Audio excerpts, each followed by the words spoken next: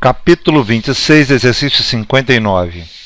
Duas cargas pontiformes de 5 gramas penduradas por fios de 1 metro de comprimento se repelem após terem sido carregadas com 100 nanocoulombs cada uma, como mostrado na figura P2659. Quanto vale o ângulo θ? Considere que o ângulo θ seja pequeno. Esse problema é um problema, na verdade é um problema de estática. Isso é, você tem forças atuando sobre um corpo e esse corpo permanece parado, significa que a soma das forças sobre ele é zero. O que a gente tem que identificar? As forças de ação à distância e as forças de contato. E a partir daí somar as forças e isso tem que dar zero. Como é um corpo que não tem dimensão, a gente não tem torque sobre ele, né? O que a gente vai ter na verdade é só a soma das forças. Bom, e claro, eu tenho dois corpos iguais, né? Duas cargas iguais, que estão se repelindo, consequentemente ao mesmo ângulo, como está indicado aqui na figura. E o que a gente tem que fazer é identificar as forças sobre ele. Então, de cara, o que a gente tem é a força peso, certo?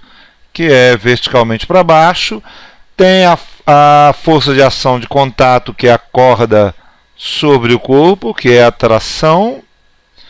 E a força de repulsão elétrica entre as cargas. Bom, a força de repulsão elétrica vai na direção de uma carga para outra. Como as duas cargas são do mesmo tipo, então elas se repelem. Certo? Bom, essas são as forças que estão atuando sobre o corpo. Se ele permanece parado, a soma das forças é igual a zero.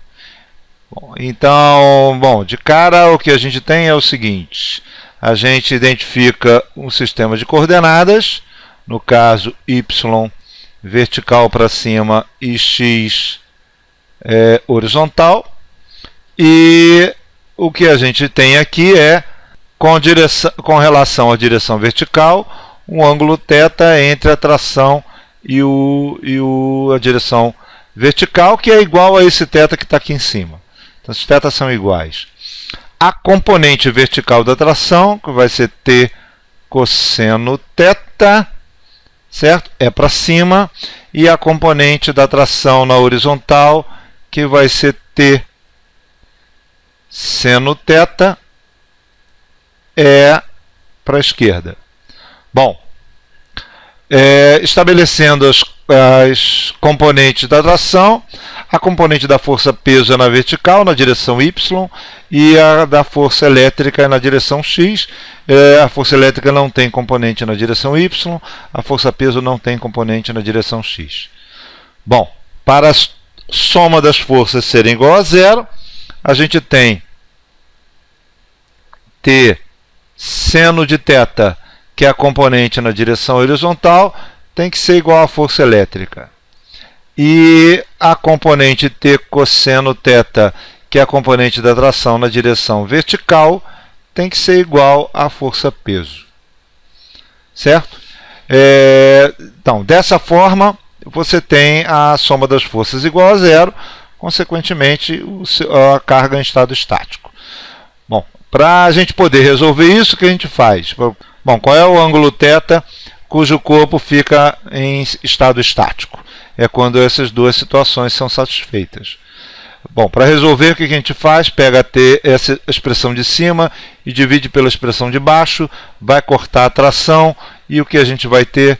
Vai ter o seguinte: tangente de θ, que é o seno de θ dividido pelo cosseno de θ, é igual à força elétrica dividido pela força peso. Bom, força elétrica. Força elétrica é a força coulombiana de repulsão entre as cargas, que é K, a Q1, Q2, sobre a distância ao quadrado, certo?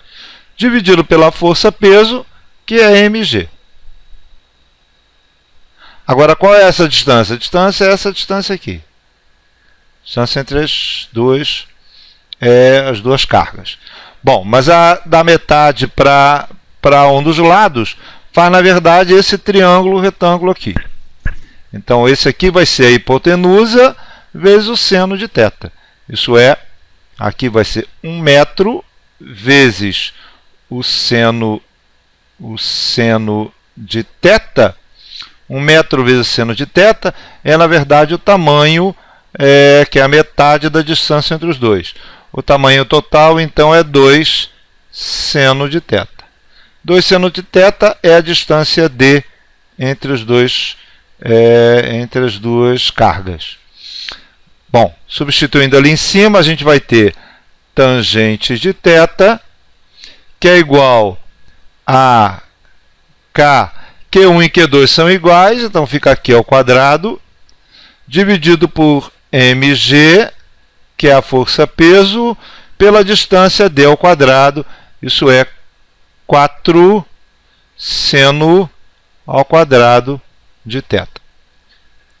Bom, tangente de θ é seno sobre cosseno, então essa expressão fica seno ao cubo de θ, dividido pelo cosseno de θ, igual a K, Q ao quadrado, dividido por 4 mg.